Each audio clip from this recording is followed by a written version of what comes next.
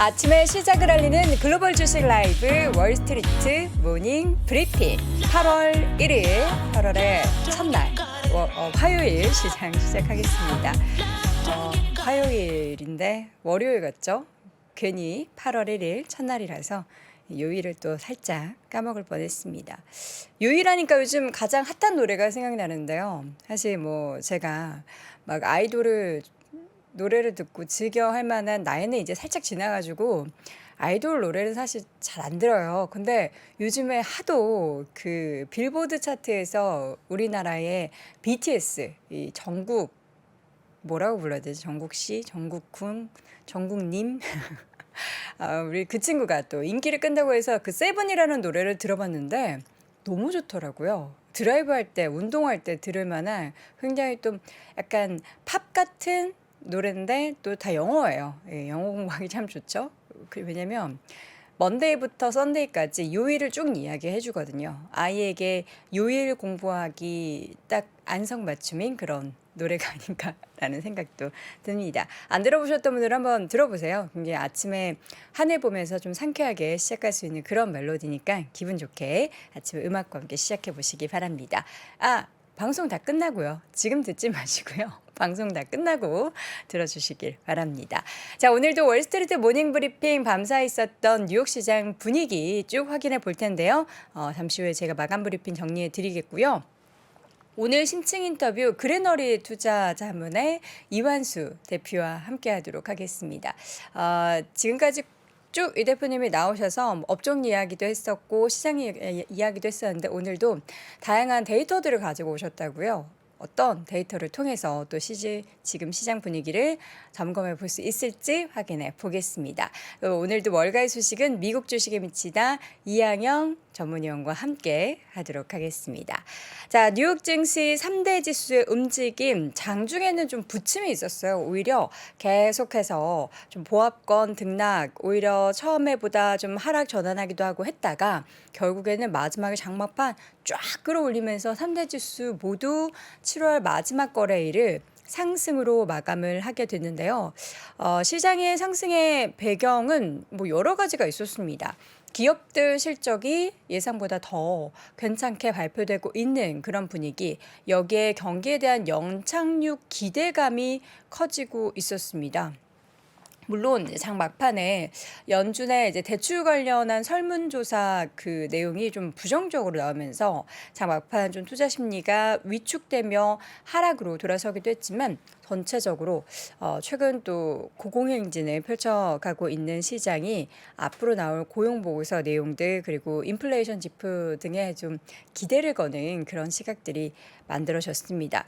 일단 경기에 대한 전망을 보면요, 다양한 뉴욕 시장에 관련한 전문가들은 경기 연착륙의 실적도 덜 부진하게 나오며 지금 시장에 상승이 계속해서 무르익고 있다라는 커멘트를 내놨습니다. 인디펜던트 어드바이저 얼라이언스의 크리스 자카렐리 애널리스트는 한 인터뷰를 통해서 두려워했던 것만큼 실적이 나쁘지 않게 나오고 있다. 분명 이는 시장에 좋은 일이다라고 이야기하고 이런 좋은 실적뿐만 아니라 사람들이 우려했었던 만큼 타격을 받지 않았다라는 거. 그러니까 시장이 인플레이션 때문에 기업의 실적에 타격을 받지 않았다라는 것에 대해서 또 이야기를 했고요.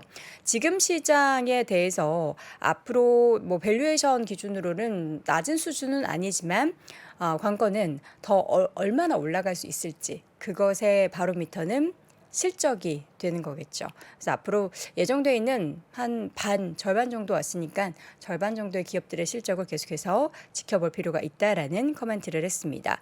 3대 지수 모두 올랐는데 그 오름폭은 사실 엄청 크지는 않았어요. 다우지수가 0.28%, S&P 500 지수가 0.15% 강보합권 정도였고요. 나스닥 지수도 0.21% 정도였는데 다우지수 기준으로 보면은 7월 한 달간 3.4% 지수가 올랐고요. S&P 500 지수도 3.1% 그리고 나스닥 지수는 4% 정도 올랐고 개월 연속일수로 따지면 S&P 500 지수와 나스닥이 무려 5개월 연속 상승 흐름을 이어갔고 다우는 지난달 그리고 7월 이어서 2개월 연속 올랐습니다. 다양한 이제 통계가 발표가 되는데 연속적으로 계속해서 시장이 오르는 그러한 긍정적인 분위기가 연출이 되고 있고요. 이번 주 뭐 아마존, 애플 그리고 뭐 스타벅스 등의 기업 실적이 발표될 예정인데 이들 기업의 실적이 또 어떻게 나올지에 대해서 주목하고 있다라는 겁니다. 이 가운데 시티그룹에서 S&P 500 지수의 연말 목표치를 기존 4,000에서 4,600으로 상향 조정을 했고요. 내년 중순 목표치도 4,400에서 5,000으로 상향 조정을 했습니다. 배경은 실적 개선세가 주가의 반등을 계속해서 떠받치고 있다로 이야기를 하고 있습니다. 경제지표 발표된 내용 하나 먼저 좀 보도록 하겠습니다. 어디 갔죠? 네. 자, 공급관리협회와 시카고 연은이 발표한 7월 시카고 제조업 구매관리자 지수 PMI가 발표가 됐는데요. 42.8이 기록이 됐습니다. 이는 뭐 12개월째 계속된 50을 하회하는, 그러니까 좀 안 좋다라고도 볼 수 있는데 짧게 보면은 직전월이 41.5였는데 이보다 더 개선이 됐고요. 아쉽게도 월스트리트 저널이 예상했었던 시장 집계치인 43.3보다는 조금 하회를 하는 모습이었습니다. 이제 앞으로 발표된 경제지표 가운데서는 고용 관련한 데이터가 가장 주목을 받을 것으로 예상을 하고 있는 상황이죠. 자, 그렇다면 맵을 통해서 시장 전반적인 분위기를 보겠습니다. 약간은 뭐 강보권이기 때문에 엄청 많이 올랐다를 이야기는 할 수는 없습니다. 마이크로소프트 0.7% 하락, 그리고 그동안 강한 상승을 이어왔었던 메타의 주가가 2% 하락했고요. 반면 애플의 주가는 계속된 상승 흐름을 더 더해지고 있죠. 0.32% 오른 196.45달러. 지난 주말에 이어서 오늘도 상승 흐름 이어갔습니다. 그리고 엔비디아도 소폭 쉬어가는 가운데 종목 가운데서는 어제 인텔의 주가가 2%대로 좀 많이 쉬어갔고요.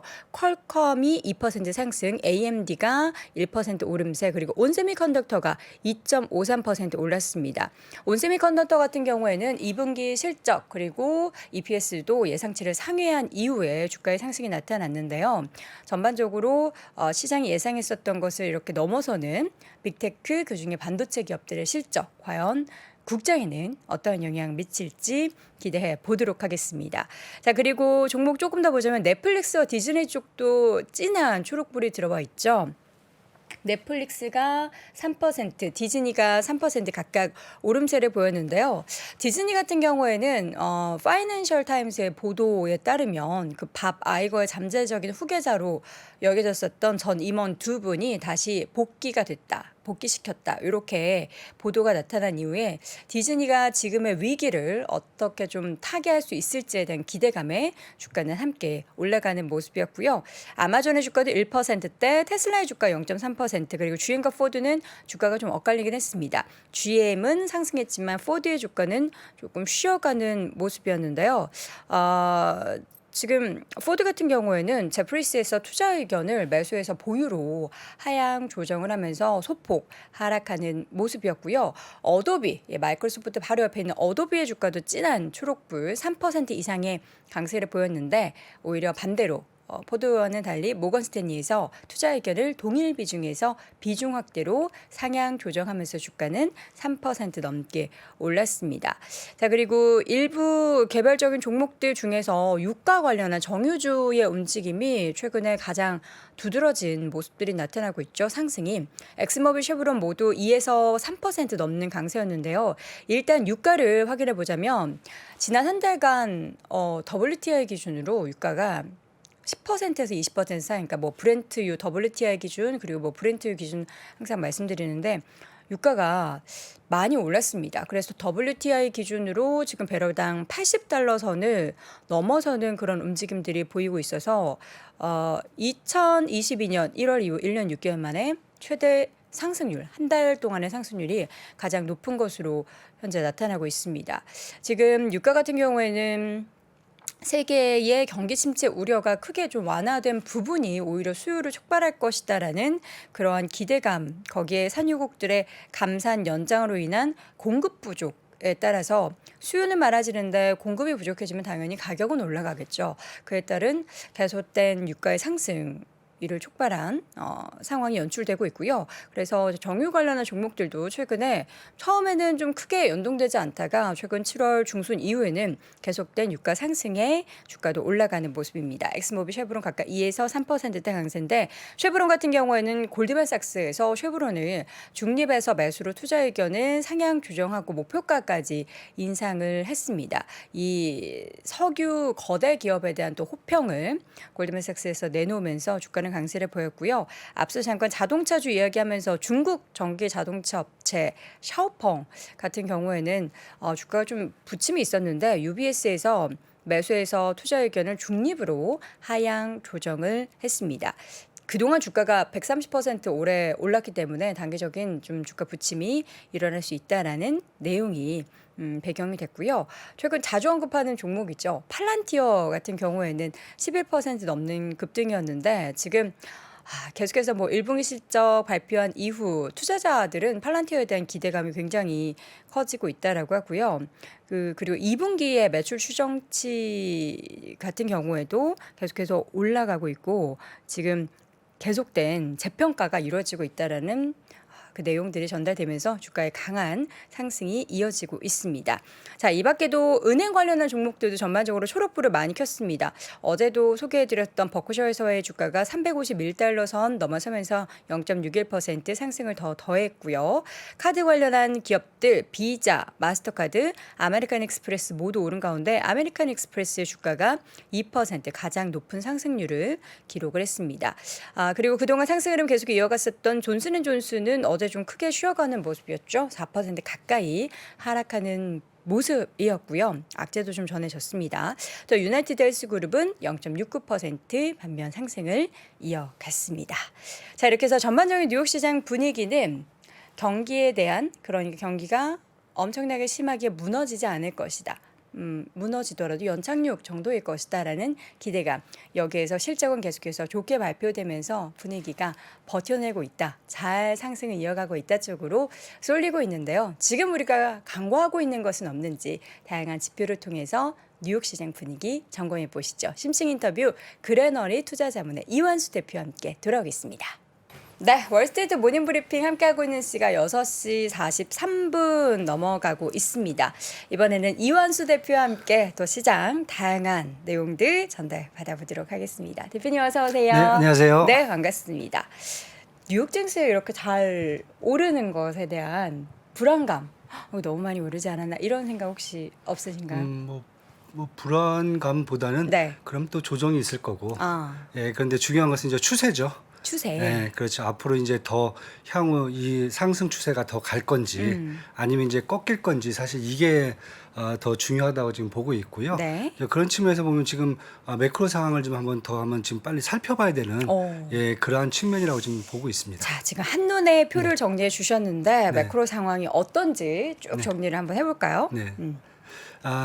뭐 저희들 뭐 다들 똑같은 생각이실 거예요. 금융시장에서 지금 참가자들 같은 경우에는 이제 연준이 이제 그만 금리 인상 그만 끝내고 통화 긴축도 이제 중단했으면 좋겠다 이런 생각이에요. 왜냐하면은 기본적인 이제 데이터를 보면은 저 표를 한번 볼까요? 미국 매크로 현황을 한번 지금 표를 보시면은 시장은 사실 이제 CPI 소비자 물가지수 인플레이션을 봐요.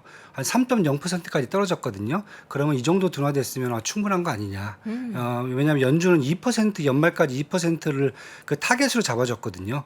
그리고 맨 밑에 보면 뭐 실업률이라든지 평균 임금 소매 판매, 즉 경제 어떤 수요 측면에서 나오는 전반적인 사이클은 되게 양호하다는 거죠. 이것 때문에 뭐 이번에 2분기 GDP 성장률이 잠정치가 2.4%가 나왔어요. 미국이요. 이렇게 생각하면은 시장 입장에서는 연준이 얘기하는 이런 경제 회복이라든지 연착륙 이런 것들이 이미 다 가시화되고 있는데 굳이 뭐 금리를 올릴 필요가 있겠느냐. 뭐 이런 측면에서 이제 시장은 지금 의견을 갖고 있는 거고요. 반대로 연준 같은 경우에는 저희들은 아마 연말까지도 이런 시장의 의견과는 갈등 관계를 갖고 갈 거다. 왜냐하면은 여기저기 한번 매크로 현황 다시 한번 표 한번 다시 보시면요. 네. 제가 핵심 소비자 물가 지수에서 이렇게 뭔가 좀 빨간색을 좀 그어놨어요. 2023년 올해 3월부터 보시면 CPI하고 이제 핵심 CPI가 역전이 돼 버렸어요. 네. 이게 어떤 의미냐면은 연준이 보는 것은 실질적으로 지금 인플레이션이 우리가 얘기하는 그런 수요 견인 인플레이션이 아니거든요. 그러니까 경기가 좋아서 인플레이션이 발생한 게 아니에요. 우리가 이제 그 경제학에서 많이 배웠던 그 비용 견인 인플레이션이에요. 네. 그러니까 모든 비용들이 지금 다 올랐어요. 원자재부터 시작해서 물류 비용, 뭐 기타 뭐 하다못해 뭐 주거 비용까지 다 올랐으니까 이런 비용 견인 인플레이션 때문에 지금 인플레이션이 나왔는데 비용 견인 때문에 그러면은 이런 비용 견이 나오게 된 이유는 다른 게 아니라 코로나 때 저희들이 연준이 이미 3주가 넘는 그러한 돈을 이제 유동성을 공급하면서 쉽게 얘기해서 통화량 공급이 수요량을 훨씬 초과한 상태가 돼버렸거든요. 그러니까 균형이 깨진 상태에서 나온 거거든요. 그래서 한번 제가 지난번에도 차트를 한번 보여드렸는데 잠깐만요. 네. 네, 미국 본원 통화 차트거든요. 네. 요거 보면 간단히 또 설명이 돼요. 그러니까 연준의 입장에서는 그냥 CPI보다는 코어 CPI, 즉 CPI에서 식료품 가격과 에너지 가격을 뺀 요 두 개의 변수는 사실 외생 변수거든요. 이것을 뺀 것을 봐야 실질적인 비용 견인 인플레이션에 대한 핵심 부분을 볼 수 있다라고 보는 것 같아요. 그래서 아까 한번 차트에서는 한 4.8% 정도까지 아직도 코어 CPI는 되게 높은 상황이에요. 이것을 연준에서 말하는 것은 이것을 2%까지 타겟으로 잡고 있다는 거죠. 그럼 아직도 갈 길이 멀다는 거예요. 그 원인으로 연준은 지금 보는 게 통화량 공급을 지금 보고 있는 겁니다. 그래서 뭐 이 차트 지난번에 제가 한번 보여드렸었는데 오늘 업데이트를 좀 했고요. 이미 코로나 때 한 2년 동안 이 두 차례 양적 완화를 통해서 한 3조 달러가 본원 통화가 공급이 됐어요. 그러니까 쉽게 시장에 3조 달러의 그 추가적인 통화 공급이 나왔다는 거거든요. 그래서 2022년 1월 달부터 작년 1월 달부터 양적 긴축과 금리 인하를 3월 달부터는 금리 인하죠. 금리 인상이죠. 금리 인상을 통해서 통화량을 줄이기 시작해서 한 1년 동안 한 1조 달러 정도를 줄였어요. 그런데 올해 같은 경우에는 양적 긴축은 이제 빼고 금리만 갖고 지금 플레이를 하고 있거든요. 그러다 보니까 사실 이 통화량 감소 속도가 이렇게 크게 나오진 않아요. 거기다가 4월, 5월 달에 지역은행 사고 터졌죠. 디폴트 문제 나오니까 이때는 다시 통화를 또 공급을 해버립니다. 네. 그러다 보니까 연준 입장에서는 통화량을 균형 상태에 맞춰놓지 않으면은 문제가 된다는 거죠. 그래야 통화량을 균형 상태에 맞춰놔야 인플레이션이 안정이 되고 그다음에 장기 안정적인 경제 성장이 가능하다는 거죠. 그러니까 지금 당장의 뭐 골디락스라든지 연착륙이 문제가 아니라 향후에 장기적인 안정적인 성장을 위해서는 지금 통화량과 인플레이션을 맞춰놓지 않으면 안 된다. 그런데 그 타겟이 최소한 금리를 본다면은 이제 연준이 점도표가 한 5.6%가 나왔거든요. 그러니까 앞으로 한 번 더는 올려야 된다. 왜냐하면 더 이상 올렸다가는 뭐 지금 5.5%만 해도 2001년 2월 달 이래 최고치거든요. 그렇죠. 예. 근데 절대치로 보니까 높은데 사실은 코로나 때 푼 그 본원 통화의 그 공급량을 본다면은 사실 엄청나거든요. 그래서 그 절대치보다는 여기서 얘기하는 것은 통화량 균형 상태를 끌고 가는 게 중요하기 때문에 아마 연준이 연말까지도 이 타겟을 맞추는 거, 그러니까 시장에서 보는 것하고 다르게 연준은 핵심 인플레이션하고 통화량 균형 상태 이것을 연말까지 계속 끌고 가지 않겠느냐. 그렇게 되다 보면은 결국은 우리가 생각하듯이 이제 한 9월 달쯤 되면은 기준금리 동결하고 그죠? 그다음에 이제 계속 유지를 한 다음에 한 연말쯤 되면은 금리를 내려야 되지 않겠냐. 왜냐하면 인플레이션이 3%니까. 네. 그런 생각을 하는데 지금 연준은 제가 봤을 때는 통화량 공급이라든지 아니면 핵심 인플레이션까지 감안한다면은 아마 긴축을 유지를 아마 연말까지는 계속 끌고 갈 것 같아요. 그리고 요 상태가 어느 정도 달성이 됐다라고 판단됐을 때 그 다음에 이제 통화 긴축을 이제 중단하지 않겠느냐. 그래서 저희가 생각하는 것보다는 조금 더 시간이 길어질 수 있다. 그래서 9월 달에도 처음에는 무조건 동결로 사실 페드와치에서 퍼센트역 예측을. 98%, 99%가 나왔는데 지금은 좀 바뀌었어요. 벌써. 어떻게 바뀌었죠? 지금 올린다가 한 20% 넘게 지금 올라와 있어요. 그 원래는 거의 확률이 없었던 그렇죠. 없었는데. 퍼센테이지가 점점 쭉까지 그렇죠. 올라가고 있네요. 예. 왜냐하면 뭐 연준 입장에서 뭐 경제가 2.4% GDP 정도면 괜찮지 않느냐. 버틸만 하다. 이 정도면은 통화량 더 줄여도 될 수 있겠다라는 얘기가 되는 거거든요. 네. 뭐 그리고 7월 달에 이미 IMF 같은 경우가 이제 3, 4, 7, 10월 달에 이렇게 경제 성장률을 조정하거든요. 네. 그런데 이번 7월 달 지난주에 경제 성장률 조정을 했어요. 미국을 기존에 1.8%에서 1.9%로 상향 조정했어요. 그리고 세계 경제 성장률도 2.8에서 3.0%로 올려버렸어요.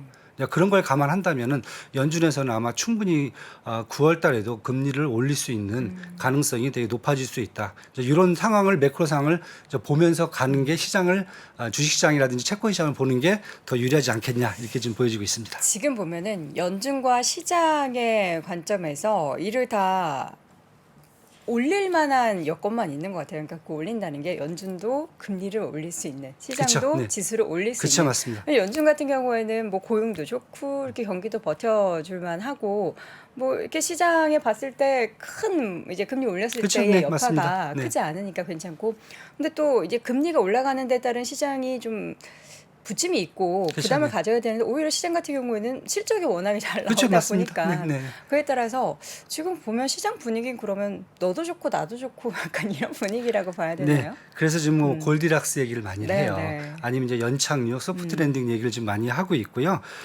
그래도 이제 저희가 보는 게 뭐냐면은 이렇게 갈등 관계가 지속된다. 그러니까 뭐 연준이 뭐 한 5.5%까지 기준금리를 인상을 했고 뭐 연준뿐만 아니라 지금 유로존도 거의 미국하고 비슷한 상황이에요. 네. 여기도 한 인플레이션이 한 5.5%까지 6월 달에 이제 둔화가 됐거든요. 그런데 여기도 마찬가지로 코어 인플레이션은 5.4% 정도예요. 그러니까 아직도 높아요.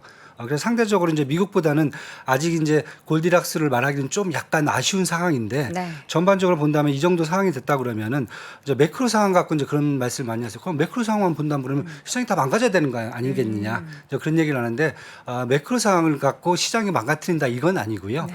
매크로 상황이 이제 시장이 어떤 백그라운드를 제공하는데 지금 요 정도 상황이면은 저희들이 한 두 가지를 봐요. 첫 번째가 뭐냐면 일단 금리가 높은 상황이에요. 시장이 이제 금리가 높다라는 것은 뭐냐면은 시장의 투자가 금리가 높은 곳으로 몰리게 돼 있습니다. 그쵸. 어디든지요. 뭐 지금 보시면은 국내 같은 경우에도 달러 예금 뭐 그냥 한 5% 나오니까 웬만하신 분들은 달러 예금 막 하거든요, 지금요. 막 합니다. 네, 막 합니다. 이게 쉽게 해서 뭐냐면은 결국은 금리가 높은 선진국 시장에 아직도 자본이 더 쏠림 현상으로 갈 수 있다. 그동안에도 그렇죠. 그래왔지만 예. 지금도 그러고 있다. 아직도 더 갈 수 있다. 그리고 또 하나는 이제 어떤 걸 저희가 봐야 되냐면은 아까 말씀드렸듯이 계속 이제 긴축을 좀 더 유지한다면은 이제 투자 유동성이죠. 투자 유동성이 좀 더 타이트해질 거예요. 그런데 타이트해지는 것은 상대적인 개념이고 절대치로 본다면은 지금 타이트한 상황은 아니에요. 네. 그러니까 어떤 상황이냐면 이제 제가 저수지를 자꾸 비교를 하는데 기존은 저수지에 물이 막 넘쳐났어요. 네. 그래서 다들 익사할 상황이었어요. 근데 지금 물을 좀 뺐어요. 그러면은 이 정도 뺐으면은 좀 적절한데 모두가 해피한 상황. 그 정도인데 기존보다는 타이트해졌죠. 네. 그렇다고 물이 마른 상황도 아니에요. 그래서 저희가 봤을 때는 상대적으로 유동성이 좀 타이트해지지만은 그래도 절대치로 보면 괜찮다. 이렇게 봤을 경우에는 각 시장마다 어떤 현상이 발생하냐면 그래도 약간 좀 상대적으로 타이트해졌으니까 쏠림 현상이 또 나옵니다. 그러니까 뭐냐면 같은 자산군 내에서도 업종 간 아니면 종목 간 더 좋은 종목에 자본이 더 몰리게 되는 거죠. 그리고 반대로 좀 아니다 싶은 데는 철저하게 외면을 당하는 거죠. 네. 그런 식으로 이제 저희가 쏠림 현상으로 이제 한번 시장이 이제 매크로 상황이 지금 우리 금융시장에 이런 투자 유동성을 공급하는 측면에서 본다면 이런 상황이다. 이걸 갖고 이제 저희가 각각 시장을 좀 이해하는 게 좋을 걸로 지금 보여집니다. 네. 자, 그럼 요 자료 잠깐 저희가 방금 이야기했었던 내용하고 좀 연결되는 것 같은데 네. 그 시장에서의 자금이 어디로 흘러가고 있는지를 국가별로 좀 나눠봤을 때 여전히 선진국 네. 그리고 신흥국 쪽에서는 중국 쪽으로 흘러가고 있다로 봐야 하는 지금 전년 2021년 대비해서 2022년에는 확 줄어든 게 좀 보이는데 그렇죠, 네네 이거 맞습니다. 어떻게 해석해야 될까요? 제가 이제 외국인 자금 동향. 네네네.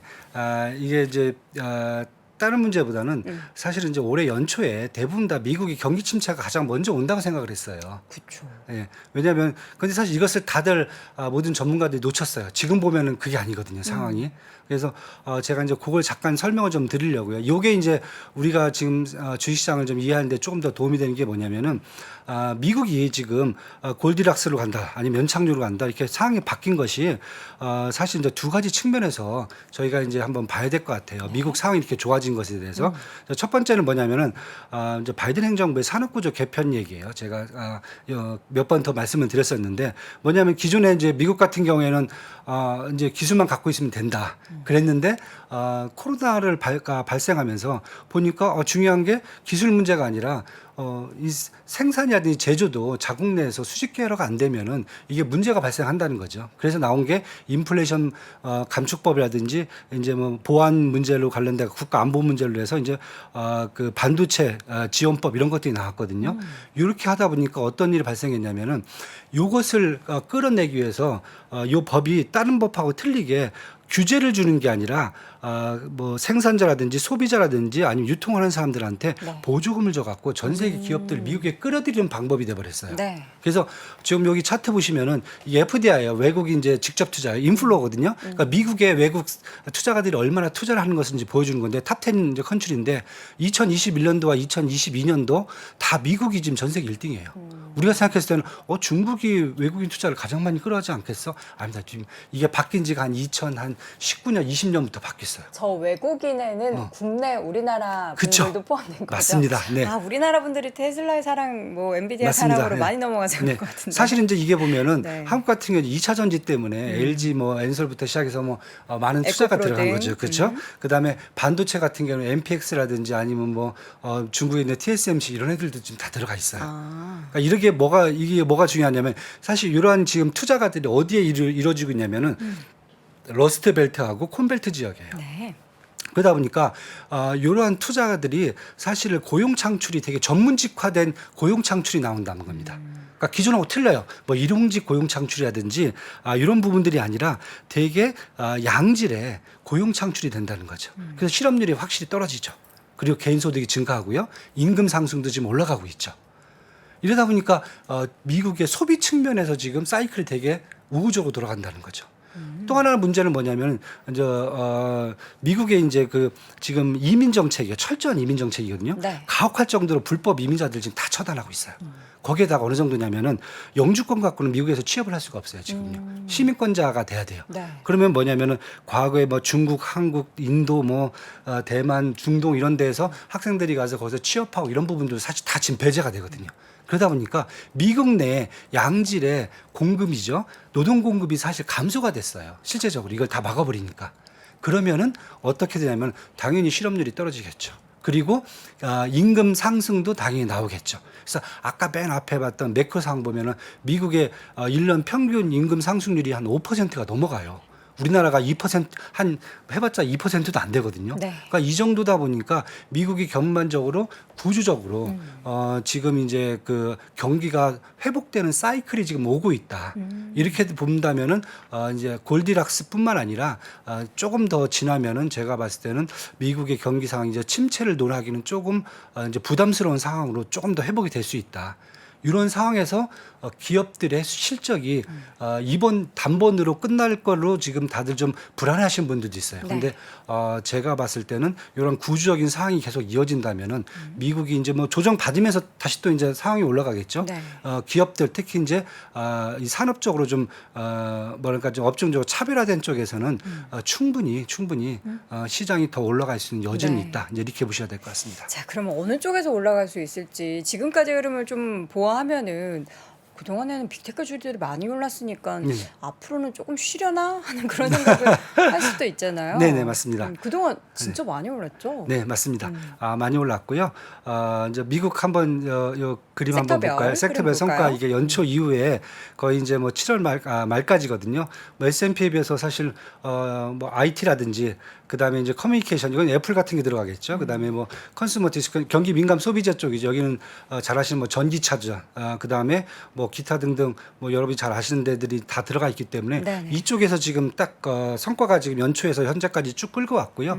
나머지 보시면 뭐 헬스케어 이런 쪽은 뭐 생각만큼 안 올라와 있고, 그다음에 소재하고 이제 산업재 쪽에서 조금 이제 어느 정도 성과를 좀 보여주는데, 이것을 딱 놓고 보면은 미국만 이런가라고 생각하는데, 제가 이제 미국은 샘플로 보여드리는 거고 사실은 지금 주요국들이 거의 비슷합니다. 네. 그러니까 무슨 얘기냐면은 이게 미국의 상황만이 아니라 전반적으로 주식시장 같은 경우에는 쏠림 현상이 다 마찬가지라는 거죠. 그러니까 미국 같은 경우는 지금 이런 쏠림 현상이 나온 게 제가 이미 말씀드렸듯이 반도체 지원법이라든지 아니면 인플레이션 감축법 같은 정부 정책이라든지 아니면 플러스 산업 구조 변경에서 나오는 산업적 수요, 요 두 가지가 좀 섞여서 이게 나오는 부분이거든요. 그런데 그럼 이제 여기 나온 게 지금 반도체라든지 전기차, 그다음에 친환경 에너지 소재 쪽 이 세 가지 파트가 지금 핵심이고요. 네. 유럽도 마찬가지예요. 유럽도 지금 잘 보시면은 우리가 잘 아는 지금 핵심 원자재법이라든지 탄소 중립법, 네. 여기에서 보면은 전기차하고 그다음에 친환경 에너지가 핵심입니다. 뭐 이번에 잘 아시다시피 2035년까지 EU 같은 경우에는 내연기관 자동차의 생산을 중단시킨다고 그랬어요. 그러니까 1년에 EU에서 소화하는 자동차 신차가 한 1,200만 대거든요. 네. 그런데 지금 전기차가 기껏해야 170만 대예요. 그러니까 뭐 14% 정도 지금 유지를 하고 있는데 이걸 다 없앤다. 그럼 2035년도에 최소한 한 1,500만 대 전기차를 막 생산해야 된다는데 이게 지금 나올 수가 없어요. 예를 들어 폭스바겐이라든지 스텔란티스 그룹 같은 데서 아무리 찍어내도 이것을 지금 맞춰낼 수가 없어요. 네. 중국 같은 경우도 지금 다른 나라하고 좀 틀리게 소비 촉진법 네. 지금 뭐 구체화돼서 지금 어제부터 나오기 시작했잖아요. 플러스 해갖고 이제 차이나 디리스킹이 나오는데 차이나 디리스킹은 사실 뭐 미국과의 관계 때문에 많은 분들이 이거 일괄적으로 단편적으로 끝나는 거 아니야? 또 옛날로 다시 돌아가는 거야? 이렇게 생각하시는데 이 디스킹 문제는 사실 유럽이 먼저 제기를 했고요. 이게 G7 정상회담 7월달에 미국하고 다 합의가 된 내용입니다.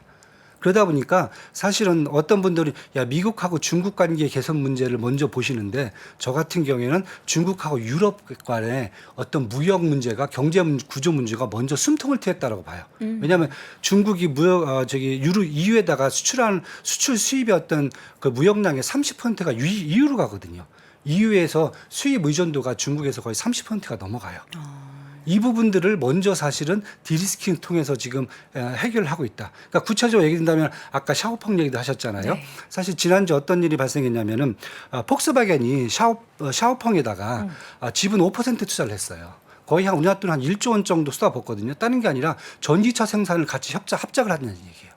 그 다음에 동시에 아우디하고요. 그 다음에 싸이, 그러니까 상해 자동차가 또 전기차 생산에 대해 협정을 맺었어요. 왜냐하면 그 유럽 내 자동차를 전기차를 공급이 지금 거의 힘들기 때문에 중국과 끌어다 쓰겠다는 얘기예요. 그거에 대해서 지금 샤오펑이 가장 적극적으로 지금 나오고 있고요.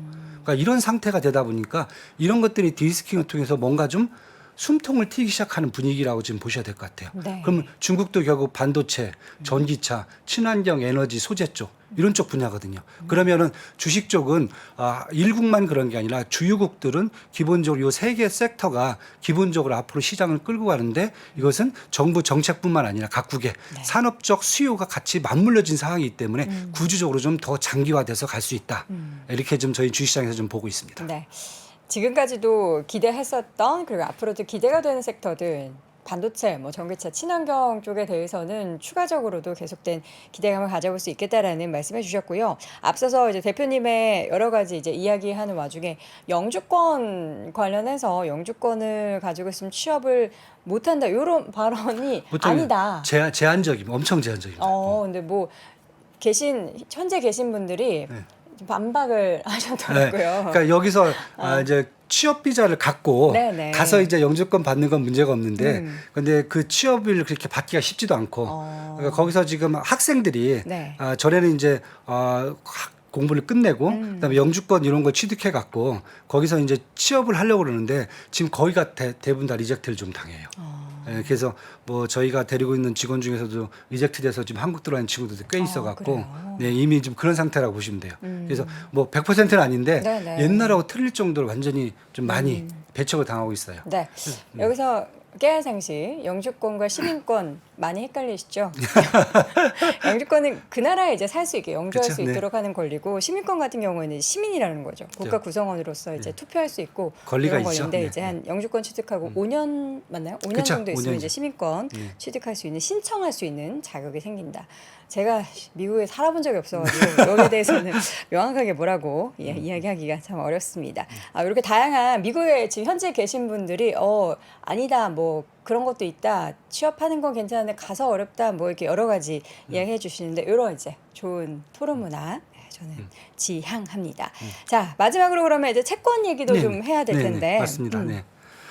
채권은 조금 이제 좀 기다리셔야 될 것 같아요. 이 네. 투자의 적기가 사실 작년에 한 번 있었고요. 그쵸, 올해는 네. 힘들었고 네. 다시 어떻게 투자의 적기가 언제 돌아오는지. 저희 이제 한 연말 정도. 네. 연말 정도인데 사는 것은 지금 사놔야죠. 계속 지금 계속 사야 되는 모아놔야 구간이고 제가 이제 요 차트 보시면은 미국 국채 수익률 기간 구조 계속 지금 보여드리고 있는데 단기채들은 뭐 어차피 기준금리가 죄송합니다 5.50인데 5.25로 지금 잘못 나왔네요. 예, 저건 5.5 네네. 수치를 올려놨는데 조금 더 올라갔죠, 예, 올라가 이번에. 있어요. 예. 요 정도이기 때문에 단기채들은 뭐 정책금리랑 연결이 돼 있기 때문에 요 정도 상태에서 별 큰 변동은 없어요. 근데 장기채들은 확실히 인플레이션율은 지금 한 3%까지 떨어졌는데 그다음에 그런 CPI는 4.8이고요. 기준금리가 한 5.25다 보니까 여태까지 연초 이후에 작년 한번 기회가 있었고요. 연초 이후에는 한 10년물을 기준으로 해서 한 3.2에서 4% 사이에서 계속 지금 움직이고 있거든요. 박스권에서 지금 한 5개월, 6개월 정도 유지가 되고 있는데 지금 다시 또 박스권 상단에 올라와 있어요. 이제 9월달 금리 인상 얘기까지 나오니까 그런데 이제 다다음 주에 또 이제 우리 CPI가 또 발표가 돼요. 7월달에. 지금 뭐 시장 잠정치 예상치는 한 2.9까지도 얘기를 하고 있거든요. 그 정도까지 생각한다 그러면은 아마 다시 박스권 하단으로 내려가지 않겠느냐. 그러면 3.2% 아니면 3.3% 정도 보고 있기 때문에 요 범위 내에서는 계속 매수하는 게 좋다. 장기채 위주로. 네. 그다음에 가격이 액면가 밑에서 있는 저평가된 채권을 좀 보시는 게 좋을 것 같고요. 실제적으로 이것들을 한 제가 봤을 때 6개월, 7개월 정도 내년 초 정도 되면은 박스권이 한 번 더 다운 하향으로 조정될 수 있는 그런 상황을 좀 노리려서 투자를 하시는 게 지금은 좀 가장 좋을 거로 지금 저희가 보고 있습니다. 네. 달러와 금값 네. 요새 달러도 약간 이제 한국에서 아까 말씀해 주셨던 달러 통장, 네네. 달러 예금 말씀하셨는데 네, 네. 달러 투자를 하는 걸 살짝 주춤해하고 계시는 분들도 있으시던데. 그렇죠. 네, 지금은 조금 이제 약간 피하고 계시죠. 네네. 왜냐하면은 더 떨어질 수 있다라는 얘기가 좀 많고요.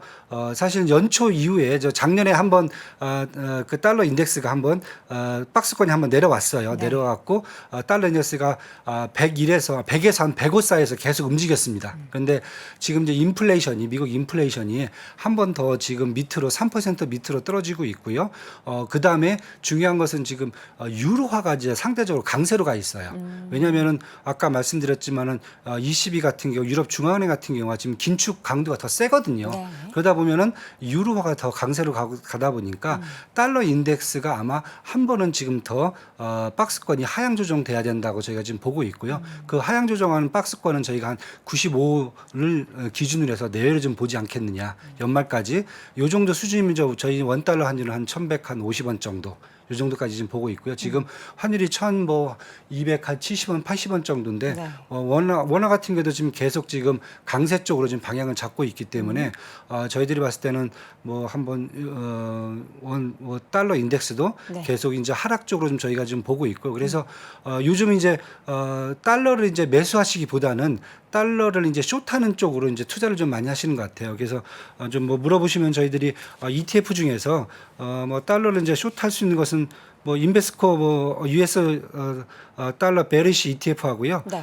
위즈덤 트리의 숏 US 달러 롱 유로 ETF가 있어요. 이것은 차익 거래를 하는 ETF거든요.